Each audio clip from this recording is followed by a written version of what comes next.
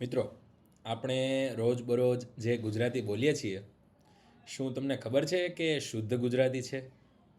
તમે કહેશો કે હા, પણ શું તમે જાણો છો કે જ્યારે તમે ચશ્મા પહેરો છો, ટિકિટ લો છો અથવા સાબુ વાપરો છો, ત્યારે તમે ગુજરાતી નહીં પણ વિદેશી ભાષાનો શબ્દો બોલો છો? તો ચાલો આજે આપણે ગુજરાતી ભાષાના એવા જ શબ્દોનું પોસ્ટમોર્ટમ કરીએ, જે આપણા નથી પણ હવે આપણા બની ગયા છે. પહેલાં આપણે અરબી અને ફારસી શબ્દોને સમજીએ.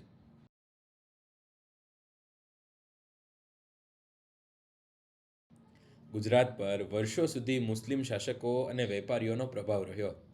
તેના કારણે વહીવટી અને કાનૂની શબ્દો આપણી ભાષામાં વણાઈ ગયા.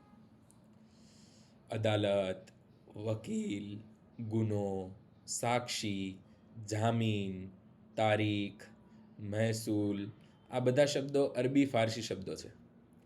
રોજબરોજમાં વપરાતા શબ્દો ચશ્મા, બાગ, બગીચો, ખુરશી, ટેબલ, મેજ, અરીસો, મજા, દરિયો, આ બધા શબ્દો ફારસી છે. વિચાર કરો, જો આ શબ્દો કાઢી નાખીએ તો આપણે અદાલતને ન્યાયાલય કે ચશ્માને ઉપનેત્ર કહેવું પડે. કેવું અટપટું લાગે નહીં? ચાલો પોર્ટુગીઝ શબ્દો સમજીએ.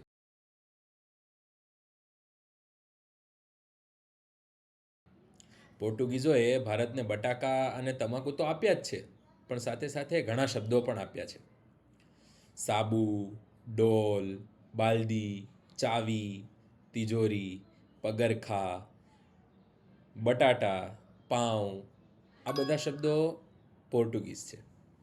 લગ્ન માટે વપરાતો શબ્દ કાજ પણ પોર્ટુગીઝ છે. તમે કલ્પના કરી શકો કે સવારે નહાતી વખતે જે તમે સાબુ વાપરો છો તે ભારતીય નહીં, તે પોર્ટુગીઝ છે. અરે સાબુ નહીં, શબ્દ.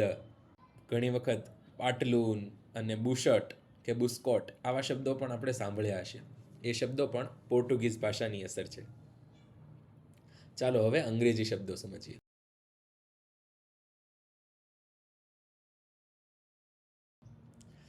અંગ્રેજી શાસન ભારત પર રહ્યું તે દરમિયાન ગુજરાતી ભાષામાં પણ તેની ઘણી અસર થઈ છે. અને હવે તો અંગ્રેજી આપણી બીજી માતૃભાષા જેવી બની ગઈ છે. તેથી pen, pencil, office, file, mobile, computer, bus, train, ticket, driver, road, આ બધા શબ્દોનું તો આપણે ગુજરાતીકરણ કરી રાખ્યું છે. હોસ્પિટલને તો હવે આપણે હોસ્પિટલ જ કહીએ છીએ. ગુજરાતીમાં પણ હોસ્પિટલ જ લખીએ છીએ. દવાખાનું શબ્દ તો બહુ ઓછા ભાગ્યે જ વપરાય છે. સ્ટેશનને પણ આપણે સ્ટેશન જ કહીએ છીએ. ક્યારે કોઈના મોઢે લોહપથગામિની સાંભળ્યું? નવું લાગ્યું ને? સ્ટેશનને ગુજરાતીમાં લોહપથગામિની કહેવાય. પણ હવે આપણે એના બદલે સ્ટેશન જ વાપરીએ છીએ. મોબાઈલ, દૂરભાષ યંત્ર, પણ એવું પણ આપણે નથી વાપરતા. આપણે હવે મોબાઈલ જ કહીએ છીએ. મરાઠી અને હિન્દી ભાષાના શબ્દોની હવે વાત કરીએ.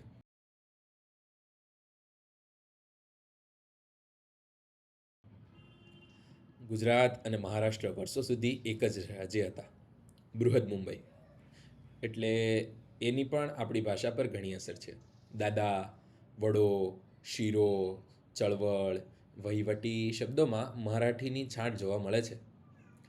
ફિલ્મ અને સોશિયલ મીડિયાના કારણે દોસ્ત, દિલ, પ્યાર જેવા શબ્દો આપણી ભાષામાં કાયમી થઈ ગયા છે. જોકે મૂળ ગુજરાતી શબ્દો ભેરું, હૈયું, પ્રેમ, સાથ હજુ આપણા સાહિત્યમાં સચવાયેલા છે. ઘણા લોકો અને વિદ્વાનો કહે છે કે ભાષા શુદ્ધ હોવી જોઈએ, પણ સત્ય એ છે કે ભાષા એ વહેતી નદી જેવી છે. જે ભાષામાં નવા શબ્દો ભળે તે જ ભાષા લાંબો સમય જીવતી રહે. ગુજરાતી ભાષાની મહાનતા એ છે કે તેણે દુનિયાની સંસ્કૃતિને પોતાનામાં સમાવી લીધી છે.